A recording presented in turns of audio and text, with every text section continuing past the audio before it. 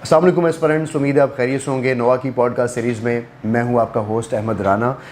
इस सीरीज़ में हमारी कोशिश है कि रेगुलरली हर वीकेंड पे आपके साथ करंट अफेयर्स को शेयर किया जाए और आपके फीडबैक्स का, कमेंट्स का बहुत शुक्रिया।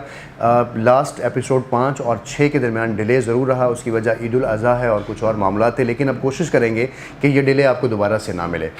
इस पॉडकास्ट सीरीज़ का जो हमारा मकसद है वो यही है कि करंट अफेयर्स, पाकिस्तान अफेयर्स और इंग्लिश ऐसे के हवाले से और अखबार में वो चीज़ें जो आपके सिलेबस सेंट्रिक होती हैं वो चीज़ें आप तक पहुंचाई जाएं। तो जल्दी से एपिसोड 6 के ऊपर आते हैं कि इस एपिसोड 6 में हम आपसे क्या डिस्कस करने जा रहे हैं। हम इसमें दो चीज़ें आपसे डिस्कस करने जा रहे हैं। एक, पाकिस्तान की फ़ॉरेन पॉलिसी और कुछ रीजनल डायनामिक्स जो तब्दील हो रहे हैं उसका पाकिस्तान की फ़ॉरेन पॉलिसी पे क्या इम्पैक्ट पड़ रहा है, आपसे डिस्कस करता हूँ। और मौजूदा जो पाकिस्तान की इकॉनमी है वो क्राइसिस से बाहर आ चुकी है या आने वाली है या नहीं आएगी, या जो मेजर्स लिए जा रहे हैं वो किस हद तक मेजरेबल है और उनका आपको कितना पता होना चाहिए और आपने अपने पेपर्स में उनको कैसे कोट करना है और उनको कैसे याद रखना है। तो सबसे पहले बात करेंगे पाकिस्तान की फ़ॉरेन पॉलिसी के हवाले से। और फ़ॉरेन पॉलिसी के हवाले से एस्पिरेंट्स मैं आपको ये बताऊं कि फ़ॉरेन पॉलिसी का जो टॉपिक है ये ऑल टाइम फेवरेट, हमेशा से इम्पॉर्टेंट टॉपिक रहा है, क्योंकि पाकिस्तान के जो हालात हैं दुनिया के बाकी ममालिक के साथ वो हमेशा बदलते और सही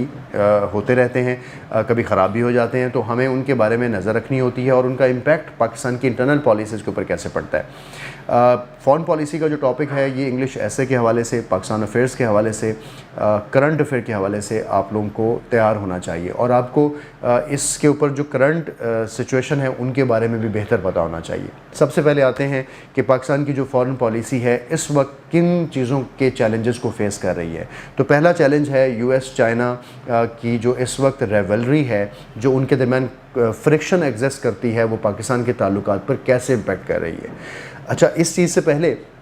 कि पाकिस्तान के ऊपर यूएस और चाइना के हालात किस तरह इम्पैक्ट करते हैं, मैं थोड़ा सा बैकग्राउंड आपको बताऊंगा कि यूएस और चाइना के दरमियान इस वक्त चल क्या रहा है। डोनाल्ड ट्रंप के दौर से इस बैकग्राउंड को कनेक्ट करूं तो डोनाल्ड ट्रंप के दौर में ट्रेड वॉर को बहुत ज़्यादा बढ़ा देखा हमने, क्योंकि डोनाल्ड ट्रंप ने आकर चाइना के ऊपर बहुत सारी ट्रेड सैंक्शंस लगाई और बहुत सी प्रोडक्ट यूएस के अंदर बैन की, और इस बात से पूरी दुनिया के ऊपर ट्रेड का इम्पैक्ट पड़ा। Keep in mind this view, Biden administration ने आते ही जो सेमीकंडक्टर चिप्स हैं उन पर बैन लगाया कि वीक करने के लिए, और चाइना की जो बढ़ती ट्रेड है और जो उसका दुनिया में बढ़ता इकोनॉमिक इन्फ्लुएंस है उसको कम करने के लिए अमेरिका कर रहा था। सिर्फ ये नहीं कर रहा था, इसी तरह चाइना का जो इकोनॉमिकली पूरे ख़ित्ते के ऊपर एक इकोनॉमिक इन्फ्लुएंस बढ़ रहा है, उसको कैटर करने के लिए अमेरिका अपनी कुछ पॉलिसीज़ को उसके अगेंस्ट रखता है। जैसे आपने सुना होगा इंडो पैसिफिक स्ट्रेटजी जो है वो चाइना के सी पैक और one belt one road initiative को ख़त्म करने के लिए और कम करने के लिए और कैटर करने के लिए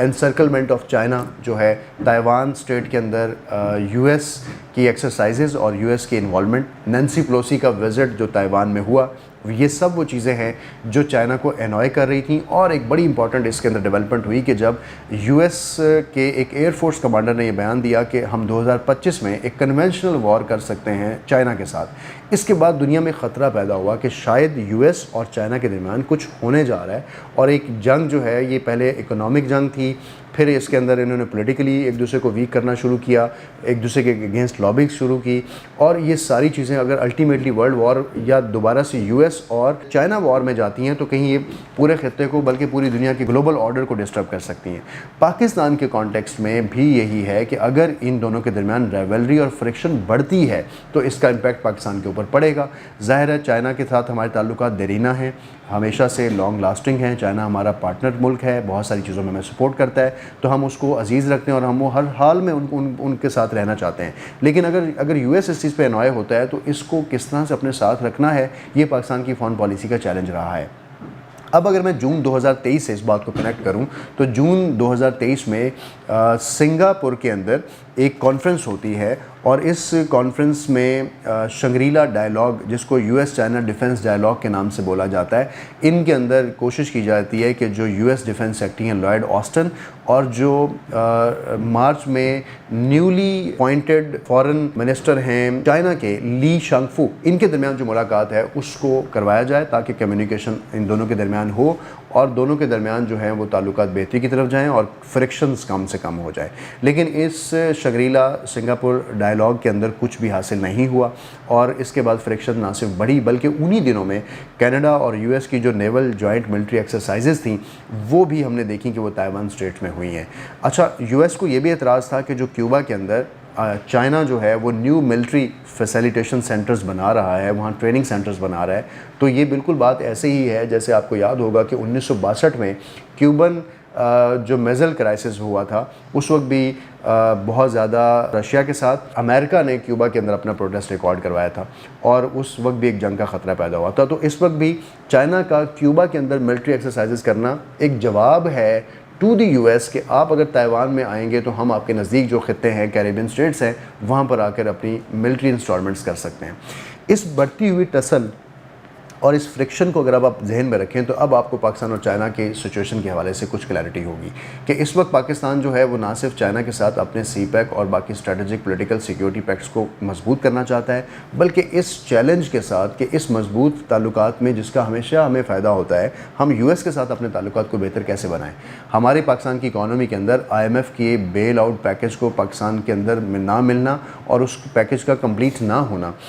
اس کی ایک بڑی وجہ ہے کہ ہم یو ایس کے ساتھ ہمارے تعلقات جو ہیں وہ شاید اتنے سپورٹیو نہیں ہیں اور پاکستان جو ہے وہ شاید اس وقت چائنا کیمپ اور رشیا کیمپ میں زیادہ سمجھا جا رہا ہے, جو کہ شاید یو ایس ڈپلومیٹس کو انوائے بھی کر رہا ہے. تو کہ اس صورتحال کو ذہن میں رکھنا ہے ہم نے کہ یہ اس وقت ہمارے تعلقات ان ڈائلاگس کے بعد بہتر ہوتے اور پوری دنیا میں اس کا اثر جاتا اور پاکستان کے اوپر یہ سچ امپیکٹ ہوتے ہیں. اب ہم جلدی سے اس طرف آئیں گے کہ جو ہماری فارن پالیسی کا دوسرا ٹلٹ ہے وہ ہے مڈل ایسٹ. مڈل ایسٹ میں ایران اور سعودی عربیہ کے درمیان تعلقات کا بہتر ہونا بہت ہی اچھا ہے پاکستان کے لیے, لیکن ان تعلقات کے اچھا ہوتے ہی پاکستان کے جو بہت سارے نئے ممالک اور نئی اپرچونٹیز ہیں وہ آئی ہیں. جیسے ریسنٹ میں ایک بہت امپورٹنٹ ڈیولپمنٹ ہوئی جس کا آپ کو پتہ ہونا چاہیے, وہ ڈیولپمنٹ ہے ایران سعودیہ نیول الائنس کے حوالے سے. انڈین اوشین کے اندر ایران اور سعودیہ نے ایک اپنا نیول الائنس قائم کیا ہے اور اس میں ایران جو ہے اور سعودی عربیہ کے ساتھ یہ ان پروسیس ہے جس میں 3 گلف ریاستیں بحرین, قطر, یو اے ای, ایران, سعودی عربیہ تو اس میں ہیں ہی, پاکستان کے ساتھ ساتھ انڈیا اور انڈیا کے ساتھ عراق بھی شامل ہے. اس نیول الائنس کا کیا فائدہ ہوگا آنے والے دنوں میں؟ ہماری جو انڈین اوشین کے اندر بہت زیادہ گرما گرمی ہو رہی ہے, اسٹریٹجکلی بہت سے ملکوں کی فورسز جوائنٹ ملٹری ایکسرسائزز ہو رہی ہیں, آنے والے دنوں میں ایران سعودی الائنس جو ہے وہ چائنا کو سپورٹ کرے گا اور یہ Indo Pacific strategy of U S کو کیٹر کرے گا. تو آپ نے یہ بات سمجھنی ہے کہ یہ جو ایران سعودیہ ریلیشنز ہیں اس میں چائنا نے اپنا رول اس لیے پلے کیا ہے کہ انڈین اوشین جو کہ اس کا ہب ہے جہاں پر وہ اپنے ایکسیس لینا چاہتا ہے, جہاں پر چائنا کو کیٹر کر چکا تھا آلریڈی یو ایس, تو یہ بھی اس کو خراب کرے گی. اس کا دوسرا جو امپیکٹ ہے اس ساری صورتحال کا ایران سعودیہ الائنس کا وہ یہ ہے کہ اسرائیل کی جو فارن پالیسی تھی وہ بہت بری طرح فلاپ ہوئی ہے اور اس کی فارن پالیسی یہی تھی کہ ایران اور سعودی عربیہ کو لڑا کے رکھیں, یو ایس اس کا بینیفیشری رہے, پاکستان کے ساتھ ساتھ چائنا اور باقی ملکوں کو اس خطے میں آنے سے روکا جائے. سو آپ ان کنیکشن کو سمجھیے گا, اس لیے اس ایگزامپل کو, اس ڈیولپمنٹ کو اپنے پاس نوٹ رکھیے گا تاکہ آپ پاکستان کی فارن پالیسی میں جو مڈل ایسٹ اور especially Indian ocean centric situation ہے اور اس کو with respect to US Israel اسرائیل آپ کس طرح سے کیٹر کرتے ہیں وہ آپ کو ذہن میں ہونا چاہیے. تیسری جو امپورٹنٹ چیز ہے فارن پالیسی کے حوالے سے وہ ہے پاکستان ایران تعلقات. حال ہی میں پاکستان کے آرمی چیف نے ایران کا وزٹ کیا ہے اور وہاں پر اس وزٹ میں ایران کے ساتھ ہم اپنا ایک بارڈر شیئر کرتے ہیں اور اس بارڈر کے اوپر ہمیشہ سے ہمیں کمپلینز رہی ہیں, سیکیورٹی کمپلینز رہی ہیں, اسمگلنگ کی کمپلینز رہی ہیں, انفلٹریشن کی کمپلینز رہی ہیں, وہاں پہ بہت ساری ہیومن ٹریفکنگ کی کمپلینز رہی ہیں اور اس بارڈر سے ہم بہت سارا فروٹ, بہت سارا ایکسپورٹ, بہت سارے چیزوں کو آپس میں شیئر کر سکتے ہیں. ایران کے ساتھ جو بارڈر انگیجمنٹ ہوئی پاکستان کی, جو بارڈر اگریمنٹ ہوا, اس کے ساتھ ساتھ پاکستان کے آرمی چیف اور جو صدر ہیں ابراہیم رئیسانی ایران کے, ان کے درمیان جو ملاقات رہی وہ بہت بینیفیشل رہی. اس میں کچھ چیزیں طے پائی ہیں جو آپ کے گوش گزار کروں گا کہ آپ کو ان کے بارے میں پتہ ہونا چاہیے کہ کیا کیا اس ملاقات میں طے پایا. نمبر 1, ایک تو بارڈر کو سیف اکنامک زونز بنانے پہ بات کی گئی ہے کہ ان جگہوں کو اکنامک مارکیٹس میں کنورٹ کیا جائے اور یہاں پر پورے خطے کی مارکیٹس ہونی چاہیے تاکہ دونوں طرف یہاں سے ٹریڈ بوسٹ کریں. تو یہ ایک امپورٹنٹ اور بیسٹ ایک اچھا سٹیپ ہے میری نظر میں. اس کو گڈ اگریمنٹس بھی کہا گیا ہے کہ ان کے اندر بہت ساری چیزیں اور سیٹل کی گئی ہیں. اسپیشلی اگر گیس پائپ لائن کی بات کریں تو پاکستان اپنی سائڈ سے گیس پائپ لائن کو جلد کمپلیٹ کرنے جا رہا ہے, کیونکہ پاکستان کی انرجی نیڈز جو ہیں وہ ایران سے منسلک ہیں. اور اس کے بعد پاکستان کو الیکٹریسٹی کی جو ڈیمانڈ ہے وہ شاید ہم ایران سے لے کر پوری کر سکتے ہیں, جو کہ ہم نے کچھ علاقوں میں بلوچستان کے ایران سے سپلائی لے کر اپنے علاقوں کی ڈیمانڈ پوری کی بھی ہے. تو یہ ساری جو ڈیولپمنٹس ہیں یہ پاکستان کی فارن پالیسی میں ایران کے ساتھ تعلقات کا ایک نیا چیپٹر اوپن کر رہی ہیں, جو کہ آنے والے دنوں میں بہتر ہوں گی. اب ہم آتے ہیں جلدی سے لاسٹ پوائنٹ کی طرف, that is economy. Foreign policy کے اوپر میں نے صرف ان اینگلس پہ بات کی ہے, اگلے ویکینڈ پہ ان پہ کچھ نئی ڈیولپمنٹس پہ بات کروں گا. اکانومی پہ اگر ہم بات کریں تو پاکستان کی اکانومی کا آپ سب لوگوں کو پہلے سے پتہ ہے, اور ہم سب اس بارے میں پریشان رہے کہ پاکستان ایک ایسا ملک بن چکا ہے جو خدا نہ خواستہ ڈیفالٹ کر جائے گا. ہمارے فارن ریزروز $4.5 بلین سے لے کر $3 بلین تک جاتے رہے, اور اب ان کے اندر اچانک اضافہ ہوا ہے جب آئی ایم ایف نے اس کے اندر اپنے $3 بلین دیے ہیں. اس کے علاوہ باقی ملکوں نے بھی اپنی سعودی عرب سے $2 بلین اور باقی ملکوں سے بھی پیسے آنے کی امید ہے. ADB ایشین ڈیولپمنٹ بینک نے بھی $300 ملین کی کچھ پیسے پاکستان کو بھی بھیجے ہیں. تو اس ساری صورتحال سے آپ کے فارن ریزروز اوپر جا رہے ہیں, ڈالر کے اوپر پریشر پڑ رہا ہے, اور پاکستانی پیسہ جو ہے, پاکستانی روپیز جو ہے وہ اپریشیٹ ہو رہا ہے. یہاں میں ایک کانٹیکسٹ آپ سے لازمی ڈسکس کرنا چاہتا ہوں, اور وہ یہ کہ پاکستان نے اس وقت پاکستان انویسٹمنٹ پالیسی PIP 2023 بنائی ہے. PIP 2023 جو ہے یہ خاصی امپورٹنٹ پالیسی سمجھی جا رہی ہے, کیونکہ یہ ایک ایسا انیشیٹو ہے جو پاکستان نے لیا ہے کہ اس میں انویسٹرز کو بیسیکلی پاکستان انویسٹمنٹ پالیسی کا مطلب ہے کہ پاکستان میں انویسٹمنٹ کو انکریج کرنا, اور اس انویسٹمنٹ کو انکریج کرنے میں جو فارن ڈائریکٹ انویسٹمنٹ ہے, ڈومیسٹک انویسٹمنٹ ہے, ان کو لے کر آنا ہے. اور یہ کوشش کی جا رہی ہے کہ 2047 جب پاکستان اپنے 100 سال پورے کر لے گا تو پاکستان اس 2047 ویژن کے مطابق پاکستان دنیا کی ٹاپ 10 اکانومیز کے اندر چلا جائے. اس میں ایک جو بڑا امپورٹنٹ بات ہے وہ ورلڈ بینک WB کی رپورٹ ہے,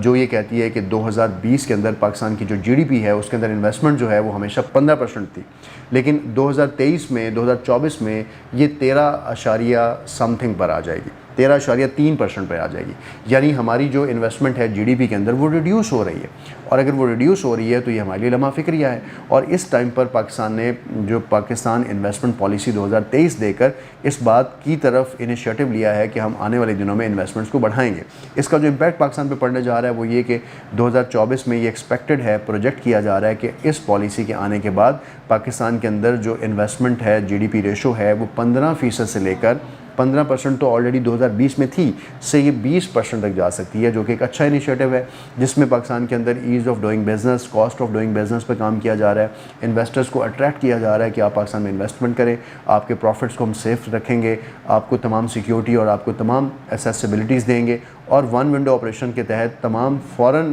انویسٹرز کو فیسیلیٹیٹ کریں گے, اور کسی بھی ٹائم اگر آپ پاکستان سے جانا چاہیں تو ہم آپ کو سپورٹ کریں گے. ریئل اسٹیٹ کے اندر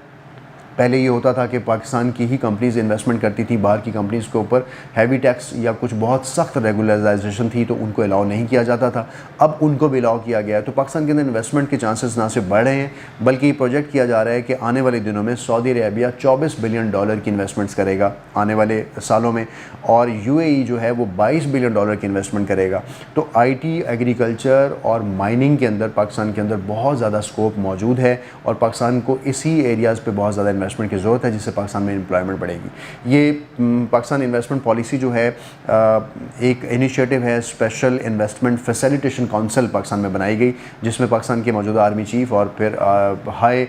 پاورڈ جو اس میں لوگ تھے وہ اس میں بیٹھتے ہیں. اس ہی کونسل کے انڈر یہ پہلا انیشیٹو جو ہے وہ لیا گیا, جو کہ یہ بتا رہا ہے کہ آنے والے دور میں کسی کی بھی گورنمنٹ بنے, یہ جو پلان ہے یہ پاکستان میں انویسٹمنٹ کو بوسٹ کرے گا, اور ہم اپنے جو اکانومی ہے اس کو بہتر کر سکتے ہیں. پاکستان کی اکانومی کو اس وقت کلیش کرنے والی 4 بڑی چیزیں ہیں. کووڈ-19 کے بعد ہماری اکانومی بیڈلی ڈسٹرب ہوئی, ہائی انفلیشن ریٹ ہے, فارن ریزروز ہمارے کم ہو چکے ہیں, ڈالر پہ ہماری ڈیپینڈنس یا امپورٹس پہ ہماری ڈیپینڈنس جو ہے وہ بڑھ چکی ہے. تو کوشش یہ کی جائے گی کہ ان پالیسیز کے تحت یہ تمام چیزوں کو کیٹر کیا جائے. بس آج کے پوڈ کاسٹ میں صرف اتنا ہی, تھوڑا جلدی اور کچھ چیزیں آپ تک گوشت گزار کی ہیں. آنے والے دنوں میں اس پورے ویک کی اگلی ڈیولپمنٹس آپ سے شیئر کروں گا نیکسٹ ویک. اپنا خیال رکھیں اور دیکھتے رہیں نوا پوڈ کاسٹ سیریز.